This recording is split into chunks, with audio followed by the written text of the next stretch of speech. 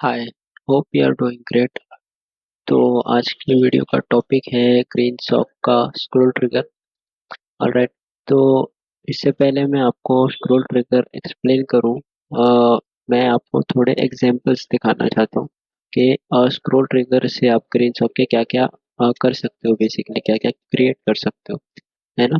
तो एक एग्जांपल ये है। इसमें आप देखोगे कि दो इमेजेस है। एक ग्रीन स्क्रीन है और एक जो आफ्टर एडिटिंग इमेज है ना, उन दोनों को कंपेयर किया हुआ है बेसिकली, और वो पूरा स्क्रॉल ट्रिगर पर हुआ है ना। तो ये एक एग्जांपल है। Then another example is this. आप ऐसे स्लाइड्स ये स्क्रॉल ट्रिगर पे पूरा बना सकते हो। Then another example is this. ठीक है, और ये भी एक एग्जांपल है। ये पूरा मैं स्क्रॉल कर रहा हूँ उसको, आप यहाँ पे देख सकते हो, ये स्क्रॉल बार है यहाँ पे। ठीक है, ये पूरा मैं स्क्रॉल कर रहा हूँ। आप देखो ये पूरा स्क्रॉल पर चल रहा है। देन अनदर एग्जांपल यहाँ पर हमारे पास ये है, एक एयरप्लेन वाला। ठीक है, ये पूरा स्क्रॉल मैं कर रहा हूँ, ये कंप्लीटली स्क्रॉल पर जो भी ट्रांजिशंस और एनिमेशंस होते हुए आपको दिख रहे हैं, पूरा कंप्लीटली स्क्रॉल पर है। ठीक है, दिस इज लास्ट एग्जांपल। और बहुत एग्जांपल्स है बेसिकली इंटरनेट पे। आप यहाँ पर अगर हम ये सिर्फ सर्च करेंगे कि ग्रीन सॉक डेमोस, ऑलराइट, तो आपको ये फर्स्ट लिंक ही आप अगर ओपन करोगे तो पूरे ये सारे एग्जांपल्स हैं यहाँ पर, है ना। तो आप यहाँ से एग्जांपल्स को देख सकते हो। ठीक है, तो let's get into the GreenSock ScrollTrigger, है ना। अब जैसे हमने प्रीवियस वीडियो में देखा था कि हम एनिमेट कर रहे थे इसको, बेसिकली जीसेप टू मेथड या फ्रॉम मेथड जो भी लगा के हम सिंपली एनिमेट कर सकते हैं। या फिर कंटिन्यूस सीक्वेंस एनिमेशन है तो उसको हम जैसे टाइमलाइन में डाल के यूज कर सकते हैं, वहां से भी हम लोग वैसे भी क्रिएट कर सकते हैं, राइट। तो यहाँ पर जैसे हम जैसे से टू करके जैसे हम एनिमेशन बेसिकली क्रिएट कर रहे थे।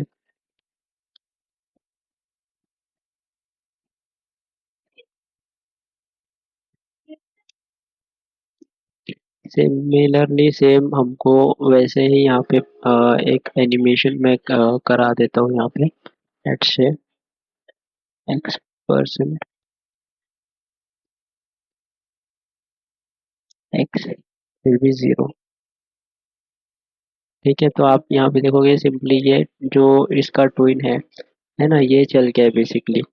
तो इसको मैं यहाँ पे क्या कर सकता हूँ, सिर्फ मुझे यहाँ पे ये ऐड करना है, स्क्रॉल ट्रिगर, राइट। और मैं ये पूरा सेलेक्टर यहाँ से लिख के यहाँ पर रख दूंगा। ठीक है, अब यहाँ पर आप देखोगे तो ऑटोमेटिकली चल जा रहा है, स्क्रॉल तो हमने किया भी नहीं, है ना। तो उसका रीज़न ये है कि ये सिंपल वे है, एकदम सिंपल फॉर्म है एक स्क्रॉल ट्रिगर को इंटीग्रेट करने का।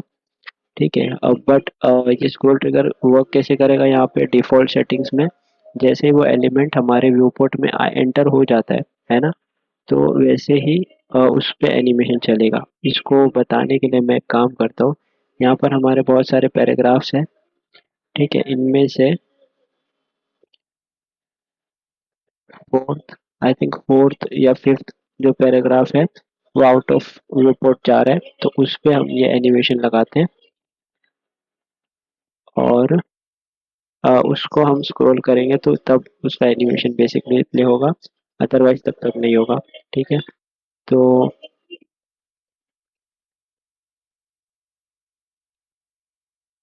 ये वाले पैराग्राफ को सेलेक्ट करते हैं, और एक ऑरेंज क्लास है मेरे पास बेसिकली, अगर आप देखोगे तो ऑरेंज कलर उसमें अप्लाई किया हुआ है। बस यही लेके मैं यहाँ पे हमारा जो सिलेक्टर है ना, इसकी जगह यहाँ पे इसकी जगह मैं वो कर दूंगा बस।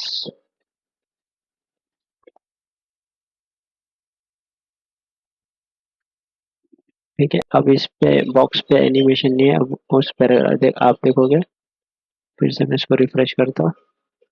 अभी आप यहाँ पर ये भी देखोगे कोई स्क्रॉल बार नहीं है। जैसे ही मैं इसको स्क्रॉल करता हूँ, यहाँ जैसे ये एंटर हुआ पैराग्राफ, वो एनिमेट हो गया, राइट। और ये बिकॉज आउट ऑफ यहाँ पर चला गया है तो स्क्रॉल बार भी आ गया वहाँ। इसको वापस से प्ले करता हूँ मैं रिफ्रेश करके, देखोगे अभी कुछ नहीं एनिमेशन हुआ है। जैसे स्क्रॉल करके ये व्यू पोर्ट के अंदर आएगा वैसे ये एनिमेशन इस पर हो रहा है ना। तो ये बेसिकली एक सिंपल फॉर्म है, बहुत ही सिंपल वे में इस तरीके से हम लोग इसको एनिमेट कर सकते हैं। बट इसमें सिर्फ इतना ही नहीं है, है ना, बहुत एडवांस चीज़ें हम इसमें कर सकते हैं। तो उसका जो स्क्रॉल ट्रिगर को कॉन्फ़िगर करने का पूरा जो एक वे होता है, वो इस तरीके से हम कर सकते हैं, है ना। बेसिकली जैसे हमने इसको ये वन लाइन में लिखा है, वैसे ही सिंपली हम यहाँ पर इसको ब्रेक डाउन भी कर सकते हैं स्पेसिंग करके, है ना। और स्क्रॉल ट्रिगर के अंदर बेसिकली हम सिर्फ सेलेक्टर को यहाँ पर लिख रहे थे, बट यहाँ हमने एक ऑब्जेक्ट क्रिएट किया है और उसके अंदर ये सारी प्रॉपर्टीज और इसकी की वैल्यूज जो है वो सब यहाँ पर हमने दी हुई है, और जो बेसिकली कॉन्फ़िगर करता है पूरा ये ग्रीन शॉप को, है ना। तो मैं यहाँ पर ना अभी के लिए मैं इनको हटा देता हूँ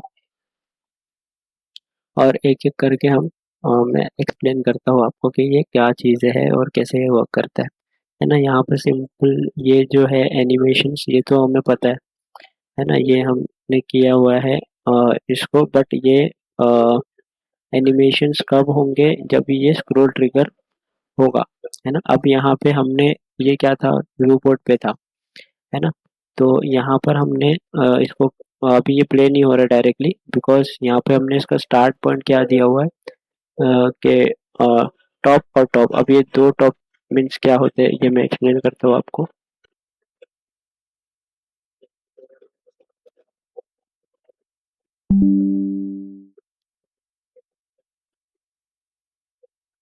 ठीक है,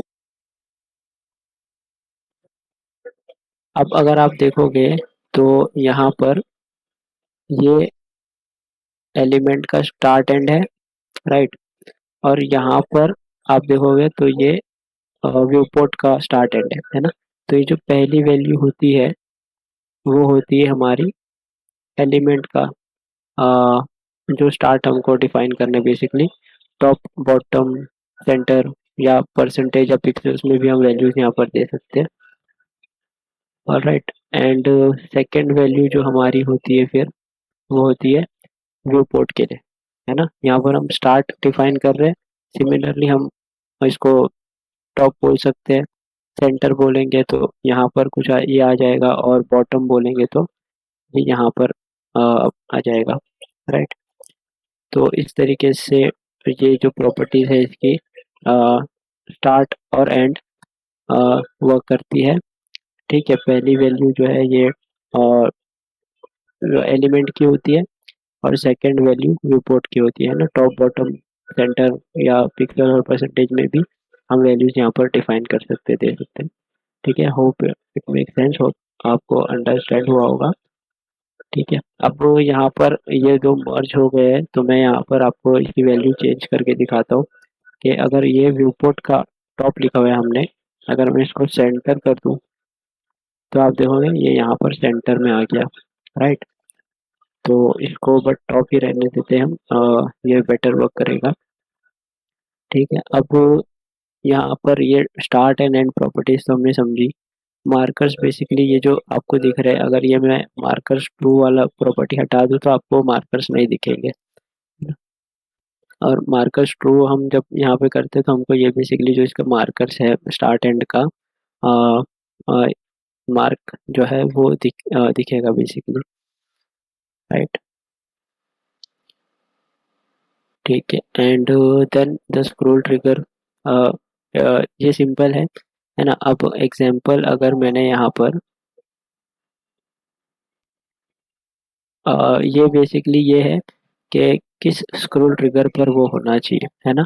तो यहाँ पर हमने एलिमेंट तो ये सेलेक्ट किया हुआ है बॉक्स को, हम यहाँ पे ना कोई और एलिमेंट भी डिफाइन कर सकते हैं, वो इस तरीके से वर्क करेगा कि उस एलिमेंट पे जब स्क्रोल ट्रिगर होगा तब ये वाला एलिमेंट एनिमेट होगा, है ना। आप देखोगे ये तो हमको दिखेगा भी नहीं आई थिंक। तो मैं एक काम करता हूँ यहाँ पर।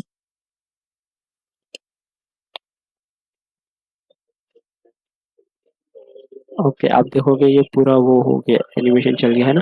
तो हमने पी के ऊपर ट्रिगर लगाया और हमने बॉक्स को एनिमेट किया, है ना। अब मैं यहाँ पर इसको वाइस वर्सा भी कर सकते हैं।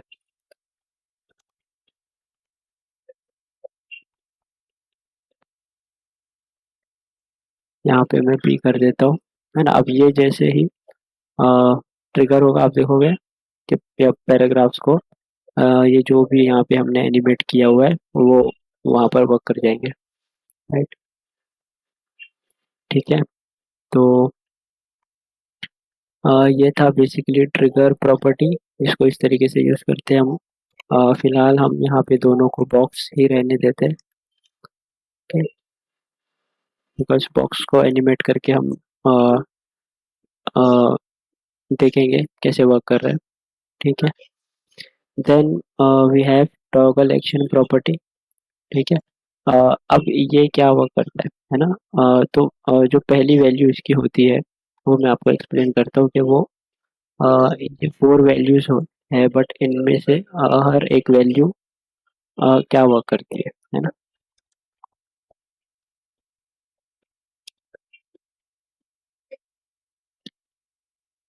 तो पहले आई थिंक मैं आपको बता देता हूँ कि वैल्यूज क्या क्या होती है ना। एक प्ले होती है,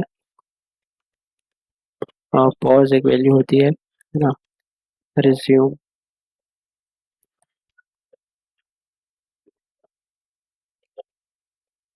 रिवर्स, रीस्टार्ट, रीसेट, कंप्लीट और नन, ठीक है ना। ये सारी वैल्यूज में से कुछ भी हम यहाँ पर इन वैल्यूज की जगह पे पुट इन कर सकते हैं ना। तो बेसिकली ये हम, ये जो एनिमेट हो रही है चीज़ें, ये हम बोल रहे हैं ये क्या होगी, है ना। रीस्टार्ट होगी या पॉज होगी या रिवर्स होना चाहिए या पॉज होना चाहिए। अब ये कब रिस्टार्ट होगा, है ना। तो ये समझ लेते हैं, ठीक है। Toggle actions. So in toggle actions, the first property we can define here is when it re-enters, when the element re-enters to the trigger. So if we say, let's say, if we define it as restart, आप देखोगे कि ये हमने इसको trigger किया, animation हो गया। अब अगर ये ट्रिगर होता है, राइट, यहाँ पर हम ये डिफाइन कर सकते हैं, है ना। ऑलराइट। तो सेकेंड वैल्यू में हम ये डिफाइन कर सकते हैं कि फॉर एग्जांपल अगर यूज़र फास्ट स्क्रॉल कर लेता है और ये एनिमेशन कंप्लीट नहीं हुआ, राइट, तब इसका क्या होगा एनिमेशन का। तो लेट्स से अगर हमने यहाँ पर इसको पॉज किया, ठीक है। अब मैं यहाँ पर बहुत फास्ट स्क्रॉल करता हूँ। आप देखोगे कि हमारा एनिमेशन तो स्टार्ट भी नहीं हुआ, ठीक है। तो आप देखोगे ये नहीं हुआ। अब एनिमेशन के बीच में हमने स्क्रॉल किया फास्ट, तो आप देखोगे हम वापस जाएंगे तो आप देखोगे ये पॉज्ड है। फिर हम री एंटर होंगे तो बेसिकली ये रीस्टार्ट, ये वाला जो रीस्टार्ट है वो वर्क कर रहा है। ऑलराइट। देन थर्ड वैल्यू जो है वो होती है हमारी के अगर फॉर एग्जांपल पॉज हमने हरी में स्क्रॉल किया, पॉज हो गया। अब जब यूज़र वापस से एंटर होता है रिवर्स में, तब क्या होगा वो हम यहाँ पर डिफाइन कर सकते हैं। सो लेट्स से यहाँ पर हमने डिफाइन किया रिवर्स। सो हरी में हमने पास किया स्क्रोल को, जब री एंटर होता है तो आप देखोगे ये रिवर्स होगा। एंड देन थर्ड वैल्यू ये जो है वो, सॉरी फोर्थ वैल्यू जो है यहाँ पर पहले तो मैं पॉज डिफाइन कर देता हूँ, ठीक है। अब इसका मतलब ये है कि फॉर एग्जांपल अगर यूज़र स्क्रीन पर नहीं है ना, आउट ऑफ स्क्रीन है, मे बी अनदर टैब पर है, ठीक है, तब इसका क्या हो। फॉर एग्जांपल मैं आप इसको रिफ्रेश करता हूँ, अब देखो ये एनिमेशन हो रहा है। oh shit, मैं फिर से रिफ्रेश कर देता हूँ, ये एनिमेशन हो रहा है। अब दूसरे टैब पर हम स्विच हुए, ठीक है, अब मैं वापस जाऊँगा, आप देखोगे एनिमेशन वहीं पर था, एनिमेशन कंप्लीट नहीं हुआ बिकॉज हमने यहाँ पे पॉज डिफाइन किया है। तो इसका मतलब ये है कि अगर ऑफ स्क्रीन हम है ना, तो इसका क्या होगा, ये पॉज होगा, ये रिवर्स होगा, जो भी यहाँ पर इन वैल्यूज़ में से हम कुछ भी डिफाइन यहाँ पे कर सकते हैं इसको, ठीक है। तो ये टॉगल एक्शंस था, ठीक है। Moving to the next things, और टॉगल एक्शंस की ये जो प्रॉपर्टीज़ हमने यहाँ पे लिखी हुई है बेसिकली बाय डिफ़ॉल्ट ये ही बेटर होती है इनको एनिमेशंस को टॉगल एक्शंस पे करने के लिए। अदरवाइज़ आपको पता है कौन सी वैल्यू क्या काम करती है, तो आप अपने रिक्वायरमेंट्स के हिसाब से भी इसको डिफाइन कर सकते हो, ठीक है। Moving forward, let's say for example अब यहाँ पर ये क्या हो रहा है कि हम ये एनिमेशन तो जैसे ट्रिगर हो रहा है तो ये तो प्ले हो रहा है ऑटोमेटिकली, बट हम इस एनिमेशन को पूरा स्क्रोल पर रख सकते हैं। मीन्स ये एनिमेशन प्ले नहीं होगा, जितना स्क्रोल होगा उतना ही प्ले होगा, है ना। तो वो करने के लिए हमारे पास प्रॉपर्टी होती है स्क्रब, और स्क्रब हम ट्रू कर सकते हैं। बेसिकली आप देखोगे मैंने यहाँ पे स्क्रॉल इतना ही किया हुआ है तो उतना ही एनिमेशन हुआ, है ना, और मैं स्क्रॉल करूँगा तो वो एनिमेशन और होता रहेगा, है ना। अब यहाँ पे ट्रू भी कर सकते हैं या फिर हम वैल्यूज़ भी दे सकते हैं। तो वैल्यूज़ देने का मतलब ये बेसिकली कि कितना उसको टाइम लगेगा यहाँ पर ट्रांजिशन होने में, और ये थोड़ा स्मूथ ट्रांजिशन देता है अगर आप वैल्यूज़ दोगे और इंक्रीज करोगे तो, ठीक है। Then next thing is snap.